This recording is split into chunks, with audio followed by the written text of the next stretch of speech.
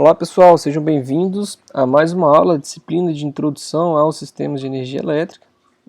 Nessa aula a gente vai iniciar o estudo da unidade 5, tá? Aqui a gente vai falar então sobre as componentes simétricas. Na aula dessa semana a gente vai falar sobre o teorema fundamental e sobre a mudança no primeiro favor da sequência, tá? Depois, nas próximas semanas, a gente vai falar também sobre aplicação a sistemas trifásicos, sobre a representação de redes de energia elétrica por seus diagramas sequenciais e, por fim, sobre a resolução de redes trifásicas simétricas equilibradas com carga desequilibrada. Deixa eu mudar aqui o modo de visualização. Sim, fica melhor. Bom, começando então pelo teorema fundamental, tá?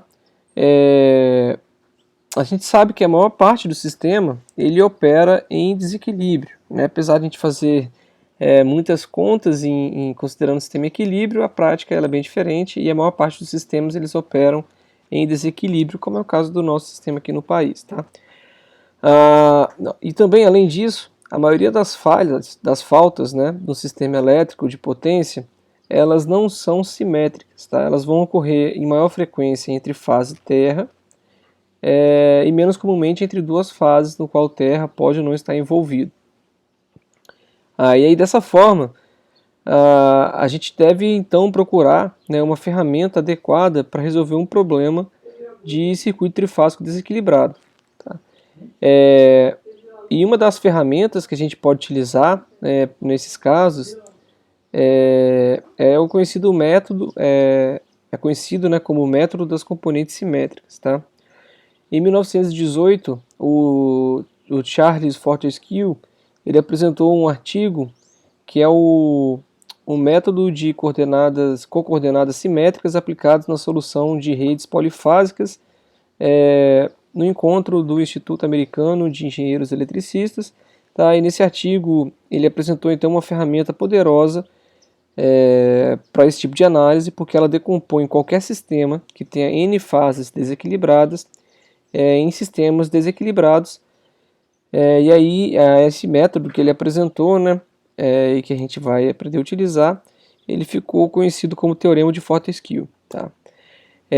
Posteriormente, essa metodologia ela foi então aprofundada para o sistema com 3 fases, porque é o sistema que ele é adotado, né, nacionalmente e internacionalmente. E aí esse teorema então de Fortescue, ele diz que um circuito trifásico desequilibrado na sequência de fases ABC, ele pode ser decomposto em 3 sistemas de fasores equilibrados, e esse sistema são os chamados de componentes simétricas dos fasores originais. Tá? Esse sistema, né, de decomposição, esses componentes, né, em quais eles são compostos, né, que compõem, então, eles são as componentes simétricas de sequência positiva, a de sequência negativa e de sequência zero. Então a gente pega um sistema desequilibrado, né, com VA, VB e VC, e a gente decompõe então ele em 3 sistemas. Tá? A gente compõe ele com a sua representação de sequência positiva, com a sequência negativa e com a sequência zero. De maneira que o nosso sistema, no VA, VB e VC, ele vai ser composto então, tá, pela soma dessas 3 componentes. Vai ser a componente 0, né? Então vou ter um V0 que multiplica o vetor de 1s, né? Com a sequência positiva, eu vou ter um V1 então que multiplica aquele vetorzinho que a gente viu lá desde o começo, né? De sequência positiva, e o de sequência negativa multiplicado pelo V2, né? Então fazendo essa soma aqui, a gente pode montar essa matriz, né, de V0, V1 e V2 em função de alfa e alfa ao quadrado. E aí, se a gente separar os alfas aqui de dentro, né, deixar só as variáveis de tensão, né, a gente fica com essa matriz aqui, formada por 1s e pelo alfa e alfa ao quadrado. E essa matriz aqui, a gente chama ela de matriz de transformação das componentes simétricas representadas pela letra T. Então essa matriz de 1 alfa ao quadrado alfa e 1 alfa alfa ao quadrado, a gente chama ela de matriz de transformação das componentes simétricas. Então dessa forma, né, conhecendo os valores das componentes de sequência positiva, sequência negativa e zero, né, que são esses três elementos, tá? Zero, positivo e negativo, a gente pode obter então os fasores originais do sistema VA, VB e VC.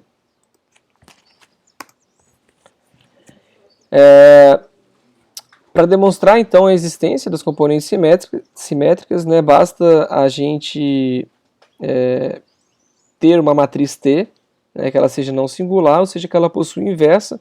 E calculando a inversa da matriz T, a gente chega a essa matriz, multiplicada por 1/3. E aí, se a gente substituir na equação anterior, ou seja, multiplicar pela matriz inversa dos dois lados, a gente fica aqui, né, com uma matriz unidade, né, ou seja, a gente consegue determinar a representação de sequência zero, positiva e negativa a partir dos valores de tensão VA, VB e VC multiplicado pelo inverso da matriz T. Fazendo a distribuição aqui, né, dos termos do sinal de igualdade, então a gente chega que o V0, né, a sequência 0 é o VA mais VB mais VC sobre 3, o V1 positivo é o VA mais alfa VB mais alfa ao quadrado VC, e o V2 vai ser o VA mais alfa ao quadrado VB mais alfa VC dividido por 3, tá? Com base na decomposição de uma sequência VA em suas componentes simétricas, a gente define então que a sequência de trifásico simétrico é aquela em que o V0 ponto ele é igual ao V2 ponto, tá? Se a gente pegar e que vai ser igual a zero, né? A sequência de trifásico puro é aquela em que o V1 é diferente do V2 e o V0 é igual a zero. E a sequência trifásico impuro é aquela que o V1 é diferente de zero, o V2 é diferente de zero e o V0 é diferente de zero. E aí a gente aparece com todos os componentes ali. A matriz de transformação T ela pode ser aplicada a qualquer conjunto de fasores trifásicos, tá? Portanto, pode ser aplicada também aos três fasores de corrente de um sistema trifásico desbalanceado, o que resulta nas expressões a seguir, que também vão ser úteis para a compreensão do comportamento das correntes durante eventos de curto-circuito. Então a gente pode calcular o IA, o IB e o IC desequilibrado, multiplicando então a matriz inversa vezes as componentes 0, sequência 0, positiva e negativa, né, ou calcular, né, as representações de sequência 0, positiva e negativa a partir das correntes assimétricas que nós temos no sistema. Aqui tem um exemplo, tá? Tirado lá do livro, né? Dadas as componentes simétricas V0, então a gente tem aqui as componentes simétricas, né? Sequência 0, que é 100 volts com ângulo de 30 graus, a componente V1, que é sequência positiva, né? 220 com ângulo 0, e o V2, que é 100 com um ângulo de menos 60. E aí pede-se então para determinar a sequência VA, né? Sequência analítica, de maneira analítica e graficamente. Então a gente quer determinar, a gente quer determinar, acho que por aqui eu não vou me perder.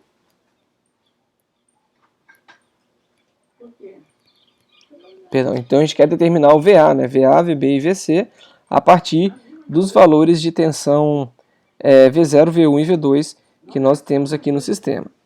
E aí, a gente sabe então daquela primeira equação lá, né? Tinha ela aqui, nem precisava ter voltado, né? Basta a gente multiplicar então o V0, V1 e V2 pela matriz T. Então, multiplicando aqui a matriz T pelos valores que o problema nos deu, a gente chega então que o VA vai ser igual a essa soma, o VB igual a essa soma e o VC igual a essa soma.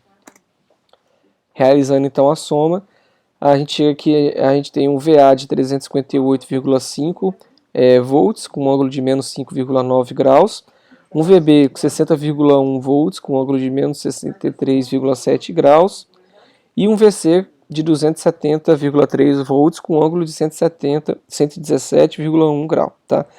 A resolução gráfica, basta a gente pegar então, né, e determinar o VA a partir da soma vetorial do V0, V1 e V2. Então a gente bota isso num gráfico, né? Então a gente tem a sequência 0, esses são os três fasores de sequência 0, esses são da sequência direta, inversa, né, positiva e negativa.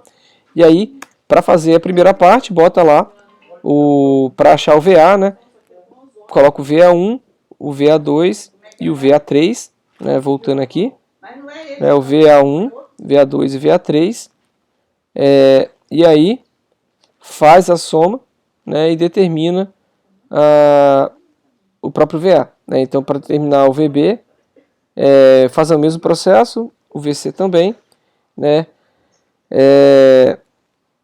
e aí depois soma os camaradas que vocês encontraram para poder encontrar o VA, e aí para poder distribuir, né, o VA e ver como é que eles estão na realidade, né? Então tá nesse esquema bem diferente aqui, né? Ou seja, é realmente um sistema bem desequilibrado, né? Se a gente pegar aqui, aqueles dali são exatamente os fasores que nós temos aqui, 358, 60, 270, e com esses ângulos de 5 graus, menos 60 e 117 graus. Então tem aqui, né, 5 graus, menos 60 e 117 graus. Aí tem mais um exemplo lá no livro. Agora aqui ele fez o contrário, né? Então ele te dá um sistema, né, de tensões lá, com valor de módulo e ângulo, e aí pede para a gente decompor elas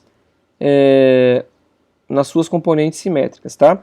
E aí então a gente vai usar agora o inverso, né, onde a gente pode calcular V0, V1 e V2, né, a partir das componentes do sistema, né, multiplicando por 1/3 vezes a matriz T. E aí fazendo a multiplicação aqui então, a gente chega a um valor de V0 de 40, né, a sequência 0, né, de 40 com ângulo 0, positiva 260 com 0 graus, e a negativa com 180 com ângulo de 180 graus. Que a gente representa então dessa forma aqui, né? Ou seja, o VA, o VB e o VC originais, eles podem ser então representados com a sequência 0, a positiva e a sequência negativa. A parte gráfica, quem tiver disposição aí, pode desenhar lá, né, os vetores também e conseguir chegar no resultado. Dando continuidade então a essa parte inicial, né, a gente vai ver também a mudança no primeiro fasor da sequência. Tá? Nesse capítulo, né, a gente vai analisar como que varia as componentes simétricas de uma dada sequência quando a gente substitui por outra, né, obtida através de uma rotação cíclica dos seus fasores. Tá? Ou seja, a gente considerou VA, VB e VC, agora a gente faz uma análise com VB, VC e VA e com VC, VA e VB. Né? Observem que é só uma alteração cíclica da sequência VA, VB e VC que foi mantida.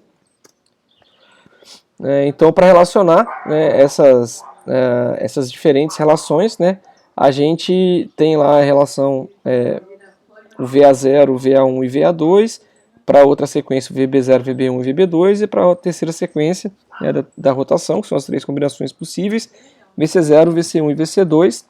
Né, então multiplica todas elas pela matriz T, né, pelo inverso da T, né, perdão, vezes o VA. E aí a gente tem aqui, analisando a primeira linha, né, a gente tem lá no VA0 essa resposta, no VB0 essa resposta, no VC0 essa resposta, ou seja, o VA0, esse elemento é igual a esse, que é igual a esse elemento. Fazendo o produto da segunda linha, né, para todos aqui, né, da inversa vezes a segunda linha, a gente chega a esses três resultados aqui, né, e aí se a gente colocar o alfa ao quadrado em evidência, né, para o VB1, e colocar o alfa em evidência para o VC1, a gente vai ter então, quem tiver dúvida, né, pega lá no começo, né, quanto que dá alfa ao cubo, alfa à quarta, né, vocês vão ver que a forma de colocar em evidência é exatamente essa daqui.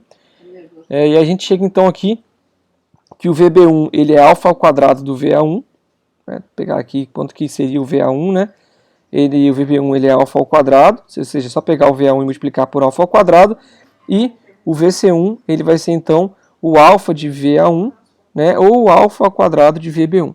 Tá? Então a rotação de alfa ao quadrado na componente simétrica de sequência positiva, no caso para a segunda linha. E para a terceira linha, né, fazendo a mesma distribuição aqui, né, multiplicando a terceira linha pela coluna VA, VB e VC, a gente chega a essas três equações, e aí colocando agora o VB2 colocando o alfa, né, de evidência em VB2 e o alfa ao quadrado em VC2, tá VC1 aqui, mas é VC2,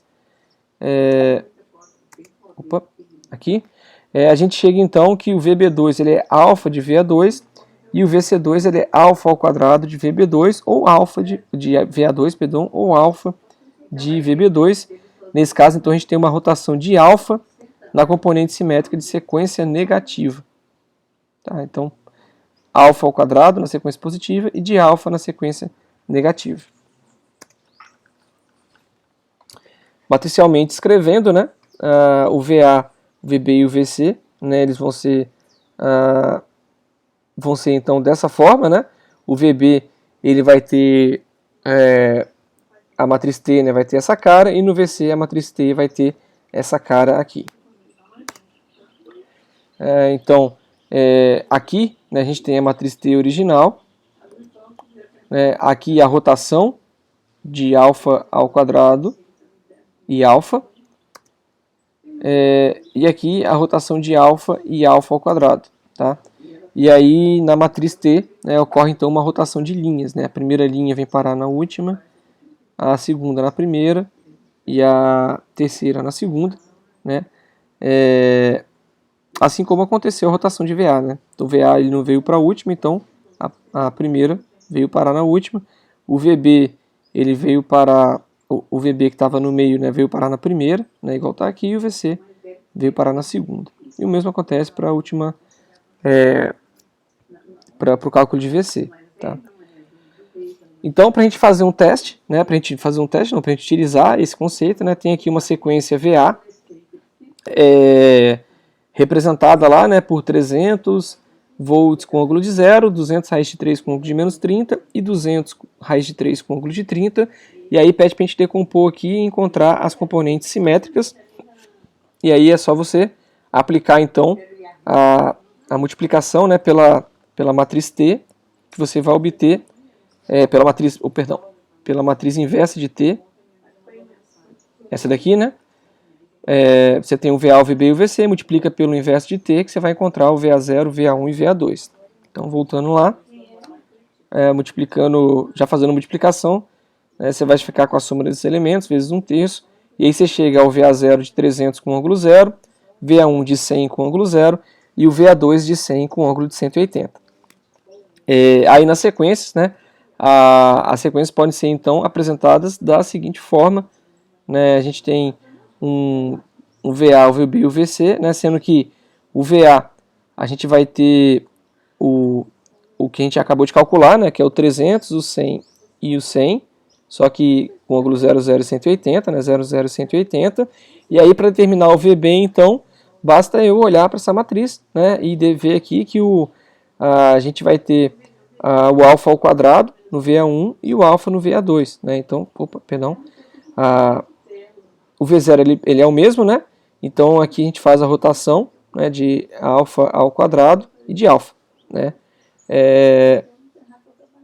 e aí faz o mesmo para o VC, né, então a gente tem aqui os três elementos podendo ser representados dessa forma, lembrando que o S0 aqui é sequência 0, sequência positiva e sequência negativa.